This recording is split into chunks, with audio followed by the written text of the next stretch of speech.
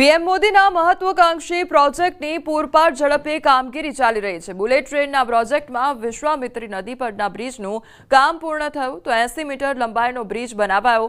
નદીમાં 5.5 મીટર વ્યાસના 3 થાંભલા ઊભા કરવામાં આવ્યા છે। ઉલ્લેખનીય છે કે અમદાવાદ મુંબઈ બુલેટ ટ્રેનના નિર્માણમાં 21 નદી પર પુલ બનશે, જેમાંથી 17માં પુલનું વિશ્વામિત્રી નદી પરનું કામ પૂર્ણ થઈ ચૂક્યું છે। તો બુલેટ ટ્રેનના જે પ્રોજેક્ટમાં બ્રિજનું કામ છે તે હવે પૂર્ણ થયું છે, ત્યારે નદીમાં 5.5 મીટર વ્યાસના 3 થાંભલા ઊભા કરી દેવામાં આવ્યા છે અને જે કામગીરી છે તે હવે પૂર્ણ થઈ ચૂકી છે। તો 80 મીટર લંબાઈનો આ બ્રિજ બનાવવામાં આવ્યો છે, ત્યારે આ તમામ જે કામગીરી છે તે હવે સંપૂર્ણપણે પૂર્ણ થઈ ચૂકી છે। સુરતમાં પાણીજન્ય રોગચાળો વકર્યો છે અને 48 કલાકમાં 40થી વધુ બાળકો પીડિયાટ્રિક વોર્ડમાં દાખલ કરવામાં આવ્યા છે। સિવિલમાં બાળકોનો વોર્ડ ખચાખચ ભરાયેલો જોવા મળી રહ્યો છે। ડેન્ગ્યુ, મેલેરિયા સહિતની બીમારીઓમાં કેસમાં ધરખમ વધારો નોંધાયો। અત્યાર સુધીમાં આ બીમારીના લીધે 2ના મોત પણ નીપજ્યા છે। લોકોને સાવચેત રહેવા અપીલ કરવામાં આવી છે। તો પાણીજન્ય જે રોગચાળો છે તે હવે સુરતમાં વકરતો જઈ રહ્યો છે અને તેના કારણે જે બાળકોને દાખલ કરવાની જે સંખ્યા છે તેમાં પણ વધારો થયો છે। આ ઉપરાંત 2 જે બાળકો છે તેમના મોત પણ નીપજ્યા છે।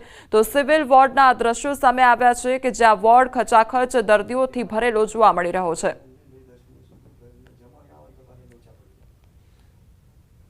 અમેરિકાના ટેરિફ લઈને સુરતના ડાયમંડ અને ટેક્સટાઇલના વેપારીઓમાં હવે ચિંતા વધી ગઈ છે। કાપડ વેપારીઓને 2 થી 3 મહિના મંદીનો સામનો કરવો પડશે। વેપારીઓ અન્ય દેશો અને ડોમેસ્ટિક વેપાર પર વધુ ધ્યાન આપશે। ડાયમંડ ઉદ્યોગમાં જ્વેલરીની કારીગરી માત્ર ભારતના લોકો પાસે છે। तो सूरत टेक्सटाइल में अपना फैब्रिक भी जाता है और गारमेंट भी जाता है, और मोटा मोटी अगर सूरत की बात करने जाओ तो डायमंड और ज्वेलरी भी जाता है। तो हमारे ये मोटा मोटी 4 जो है धंधे वो हमारा एक्सपोर्ट होता है यूएस को। तो कहने का मतलब सूरत का जो मेन बिजनेस है उसका 75% बिजनेस है वो इफेक्ट करता है, क्योंकि main diamond, jewellery and textile and garment. तो जिस हिसाब से ट्रंप बार बार अपने बयानबाजी बदल रहा है उसको देखते हुए हमें लग रहा है कि वो दबाव की राजनीति कर रहे हैं। दबाव की राजनीति में सूरत के जो भी उद्यमी हैं वो काम नहीं कर पाएंगे। आने वाले समय में उन्हें ही अगर ये टैरिफ लगती है तो उन्हें ही फायदा नुकसान होगा। वहाँ के अमेरिकन जो भी नागरिक है उनको महंगा पड़ेगा कपड़ा। रही बात जो हमारा है वो खपत कम होगी, एक क्षणिक हमें तकलीफ आएगी, लेकिन हम सामने विकल्प भी ढूंढना चालू कर दिए। जिस तरह भी हाल ही में हमने यूके के साथ फ्री ट्रेड एग्रीमेंट किया, वैसे ही हम अन्य यूरोपियन कंट्री है, गल्फ कंट्री है, साउथ अफ्रीका है, एशियन कंट्रीज है, वहाँ पे हम फ्री ट्रेड एग्रीमेंट करने की कोशिश रहेगी हमारी सरकार, और हमारी सरकार भी हमें साथ देगी। दूसरा, हमें हमारे कपड़े को है उसकी कॉस्ट ऑफ प्रोडक्शन हमें कम लाना पड़ेगा। उसमें जहाँ भी है, चाहे हमें कोई भी नीतियों में चेंज करवाना है तो हमारी सरकार को बोल के, चाहे लेबर की नीतियाँ हैं या टैक्सेशन की नीतियाँ हैं, उनमें फ़ायदा हम करवाएंगे, जिससे क्या है हमारा कपड़ा सस्ता पड़े, ताकि हम बांग्लादेश, वियतनाम, चाइना इनको हम फाइट कर पाएँ। तो आने वाले समय में एक शुरुआत में तो हमें ज़रूर थोड़ी तकलीफ होगी, लेकिन आने वाले समय में हम नए बाज़ार ढूंढ के इसको हम मेकअप करेंगे। તો ટેરિફ વધારવાના ચક્કરમાં હવે જે સુરતના વેપારીઓ છે તેમને નુકસાન વેઠવાનો વારો આવી શકે છે। ત્યારે બીજી તરફ સુરતના વેપારીઓ દ્વારા સહકાર પણ આપવામાં આવી રહ્યો છે કે જો ટેરિફ વધુ લાગુ કરવામાં આવશે તો આવનારા સમયમાં સુરતના વેપારીઓ દ્વારા બીજો વિકલ્પ પણ પસંદ કરવામાં આવશે। તો સુરતના વેપારીઓને થોડી તકલીફ પણ પડી શકે છે। ત્યારે ટેરિફથી અમેરિકનોને હવે તમામ જે વસ્તુઓ છે તે પણ મોંઘી પડી શકે છે। ત્યારે અમારી સરકાર અમને મદદ કરશે તેવી આશા પણ વેપારીઓ દ્વારા વ્યક્ત કરવામાં આવી રહી છે। બીજી તરફ તે લોકો દ્વારા અન્ય જે વિકલ્પો છે તે પણ પસંદ કરવામાં આવી રહ્યા છે કે કોસ્ટ ડાઉન કરવામાં આવશે અથવા તો જે અન્ય વિકલ્પ છે તે પસંદ કરવામાં આવશે। સુરતના રાંદેરમાં યુવકની થયેલ હત્યા મામલે પોલીસે હત્યારા પિતા પુત્રની ધરપકડ કરી છે।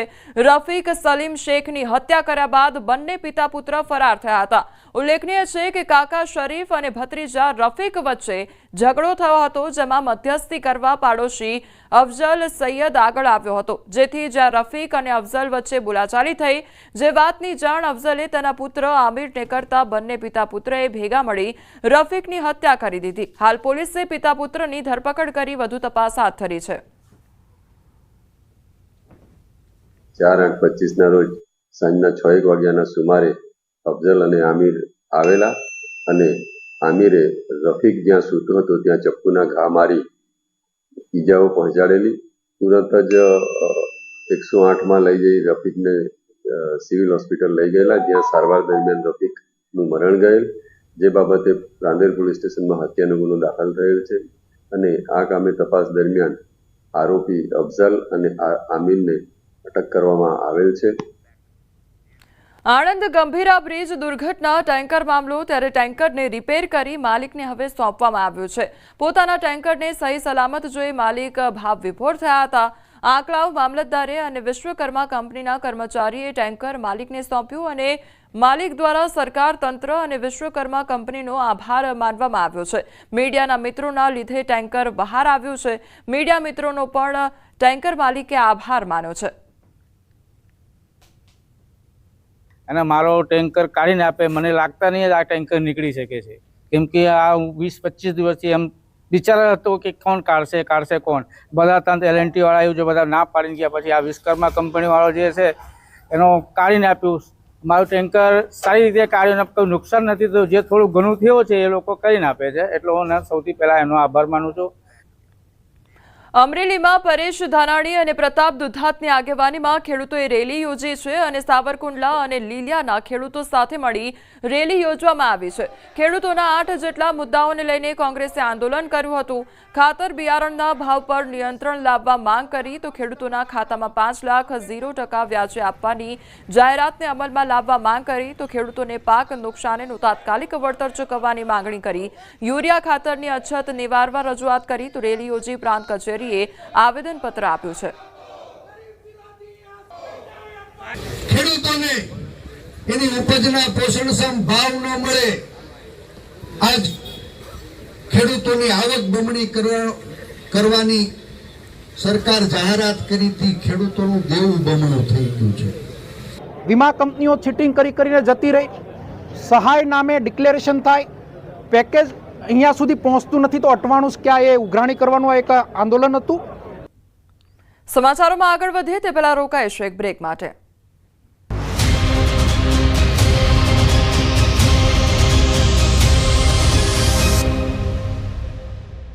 ભાઈ,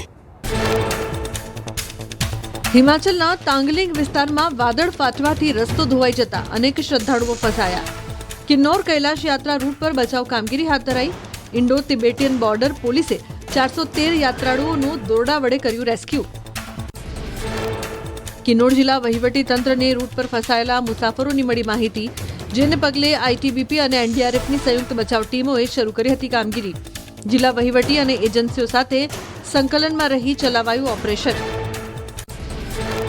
હિમાચલ પ્રદેશના મંડી જિલ્લામાં ભારે વરસાદથી જનજીવન અસ્તવ્યસ્ત. રસ્તા પર નદીના ધસમસતા પાણી વહ્યા, અનેક વાહનો તણાયા. નદીના પ્રકોપ બાદ તણાયેલા વાહનોનો વિડીયો આવ્યો સામે. હજુ પણ ભારે વરસાદની આગાહી. હિમાચલ પ્રદેશમાં ભારે વરસાદના કારણે કિન્નોરમાં ભૂસ્ખલન. કિન્નોર અને સ્પીતિને જોડતા માર્ગ પર પહાડો પરથી પથ્થરોનો વરસાદ થતા પરિવહનને પહોંચી અસર. નેશનલ હાઈવે ઠપ થતા કિન્નોર અને સ્પીતિ સહિતના ભાગોનો સંપર્ક કપાયો. ઉત્તરાખંડના અલ્મોડા જિલ્લામાં અનેક જગ્યાએ ભૂસ્ખલન. અલ્મોડા ખેરના હાઈવે ભૂસ્ખલનના કારણે સંપૂર્ણપણે બંધ. જિલ્લાના ઘણા ગામો સંપર્ક વિહોણા બન્યા. કોસી અને રામગંગા નદીઓનું જળસ્તર વધતા સ્થાનિકોમાં ચિંતાનો માહોલ. ઉત્તરાખંડના પૌડી ગઢવાલમાં પબાઉ પેઠાણી વચ્ચે કલગગડી પુલ તૂટ્યો. રહેણાંક મકાનો સામે ઊભું થયું જોખમ. પબાઉથી આગળ થેલીસેન, ત્રિપાલીસેન, રામનગર સાથેનો સંપૂર્ણપણે સંપર્ક કપાયો. ઉત્તર પ્રદેશના વારાણસીમાં પૂરે મચાવી તબાહી. શહેરમાં ગંગાનું પાણી ઘૂસતા રસ્તાઓ અને વાહનોને બદલે હોડીઓ દોડતી જોવા મળી. લોકોના ઘરમાં પાણી ઘૂસી જતા અનેક લોકો છત પર રહેવા મજબૂર. પૂરના પાણી દુકાનો સહિતમાં ઘૂસી જતા માલસામાન પલળી ગયો. ઘરવખરી પલળી જતા લોકોને મોટી નુકસાની વેઠવાનો આવ્યો વારો. પાણીમાં ડૂબેલા વિસ્તારોમાંથી અનેક લોકોનું રેસ્ક્યુ કરી રાહત શિબિરમાં કરાયું સ્થળાંતર. ઉત્તર પ્રદેશ અમેઠીમાં ધોધમાર વરસાદથી ગોમતી નદીનું જળસ્તર વધતા તંત્ર એલર્ટ. અનેક લોકોનું કરાયું સ્થળાંતર. નદીકાંઠા વિસ્તારમાં અવરજવર કરવા પર પ્રતિબંધ. પૂર પ્રભાવિત વિસ્તારોમાં રેસ્ક્યુ કામગીરી શરૂ. હજુ પણ ભારે વરસાદની આગાહી. ઉત્તર પ્રદેશના મુરાદાબાદમાં અનરાધાર વરસાદથી જળબંબાકારની સ્થિતિ સર્જાઈ. પૂરતા નદીનું પાણી રહેણાંક વિસ્તારમાં ઘૂસી જતા અનેક વિસ્તાર જળમગ્ન થયા. લોકો મકાનની છત પર આશરો લેવા મજબૂર. સ્થાનિકોએ કહ્યું હજુ વરસાદ પડશે તો ગામ છોડવું પડી શકે છે. ઉત્તર પ્રદેશના શ્રાવસ્તી જિલ્લામાં રાપ્તી નદીનું જળસ્તર વધતા પૂર જેવી સ્થિતિ. નીચાણવાળા વિસ્તારો પાણીમાં ગરકાવ. લોકોને અવરજવર કરવામાં ભારે હાલાકી. અનેક લોકોનું સ્થળાંતર કરાયું. જોખમી વિસ્તારમાં સુરક્ષા તંત્ર તૈનાત. ઉત્તરકાશીના ધરાલીમાં વાદળ ફાટ્યા બાદ ચોતરફ તબાહીના દ્રશ્યો. અનેક લોકો લાપતા થવાની માહિતી સામે આવી. તંત્રએ પૂરજોશમાં શરૂ કર્યું રેસ્ક્યુ ઓપરેશન. ખીરગંગા નદીમાં વિનાશકારી પૂર.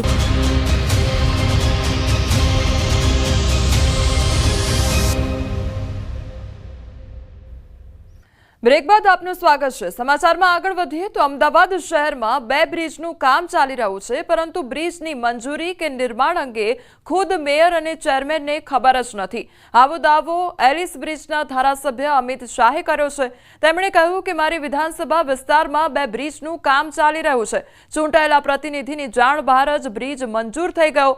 પ્રભારી મંત્રી ઋષિકેશ પટેલની અધ્યક્ષતામાં ગતરોજ મળેલી બેઠકમાં સવાલ ઉઠાવ્યા હતા. મનપા કમિશનર બંછાનિધિ પાનીએ ભૂલનો સ્વીકાર કર્યો હોવાનો પણ દાવો કર્યો છે. મારા વિસ્તારમાં 2 બ્રિજ બની રહ્યા છે.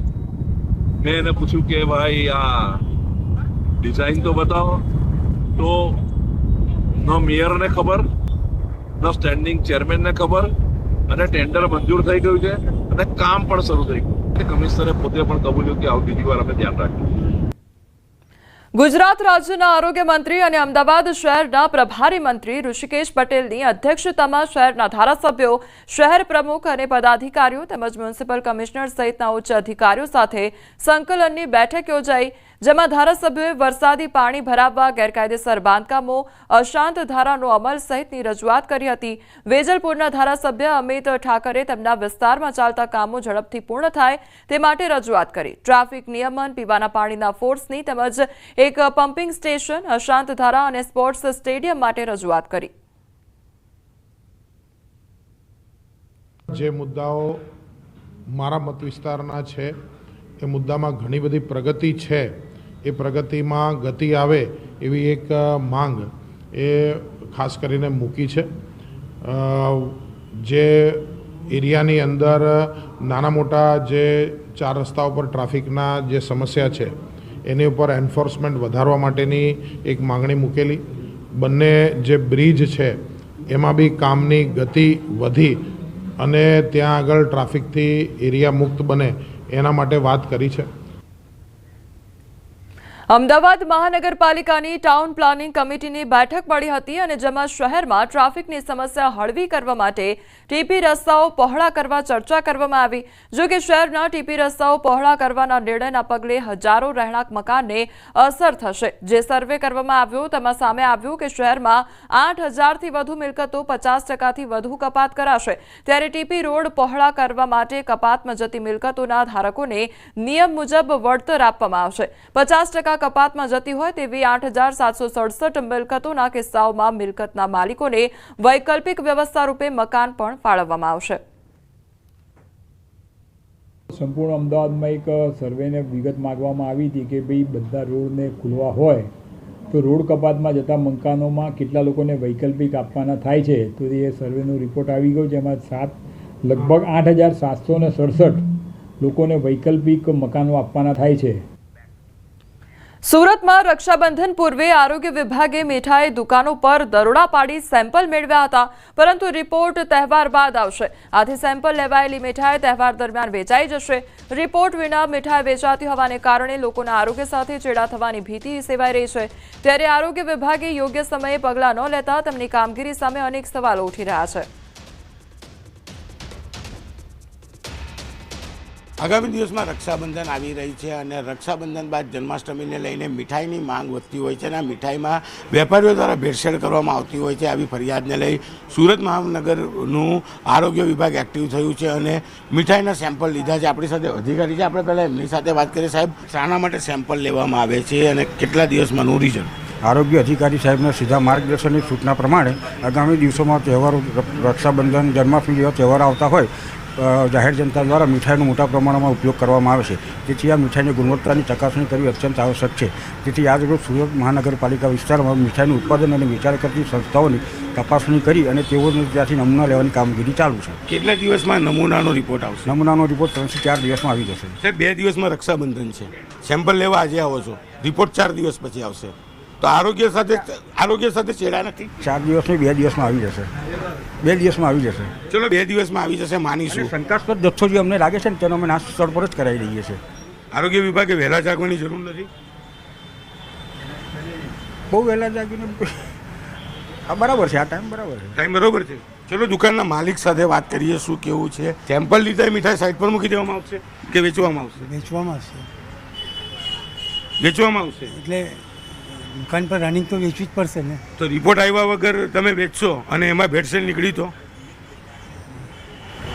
એવું તો બને નહીં સાહેબ. બિલકુલ દુકાનદારની વાત સાંભળી. આરોગ્ય વિભાગ વહેલું જ આવ્યું છે, સેમ્પલ લીધા છે, 2 દિવસમાં રિપોર્ટ આવશે. પણ સેમ્પલ લીધા પછી મીઠાઈનું વેચાણ ચાલુ છે અને આ મીઠાઈ ખાઈને લોકોનું શ્વાસ બગડે. ચોક્કસપણે કહી શકાય કે મીઠાઈ વેચવાવાળા લોકોના આરોગ્ય સાથે ચેડા નથી કરતા, આરોગ્ય વિભાગ જ લોકોના આરોગ્ય સાથે ચેડા કરતા છે. કારણ કે બે જવાબદારી સાથે સેમ્પલ લેવામાં આવે છે અને રિપોર્ટ આવે પહેલાં તો મીઠાઈનું વેચાણ સાથે લોકો આરોગી જતા હોય. એટલે કે જવાબદારી નક્કી કરવી ખૂબ જ મુશ્કેલ છે અને આરોગ્ય વિભાગની બેદરકારી આજે ચોક્કસપણે સામે આવી રહી છે. કેમેરામેન જીગર ગુગલ સાથે કીર્તેશ પટેલ, ન્યૂઝ 18 ગુજરાતી, સુરત. તો સુરતમાં રક્ષાબંધન પૂર્વે આરોગ્ય વિભાગ દ્વારા જે મીઠાઈની દુકાનો છે ત્યાં આગળ જઈને દરોડા પાડવામાં આવ્યા છે અને સેમ્પલ એકત્રિત કરવામાં આવ્યા છે, પરંતુ આ જે સેમ્પલ એકત્રિત થયા છે તેના રિપોર્ટ રક્ષાબંધન બાદ આવશે. હવે નજર કરીએ ટોપ 3 હેડલાઇન્સ પર. અમદાવાદમાં ટીપર વાન ચાલકે સર્જ્યો અકસ્માત, 1નું મોત. અમરેલીમાં રખડતા શ્વાનનો 2 વર્ષના બાળક પર હુમલો. કેશોદમાં સાસરિયાના ત્રાસથી યુવકનો આપઘાત.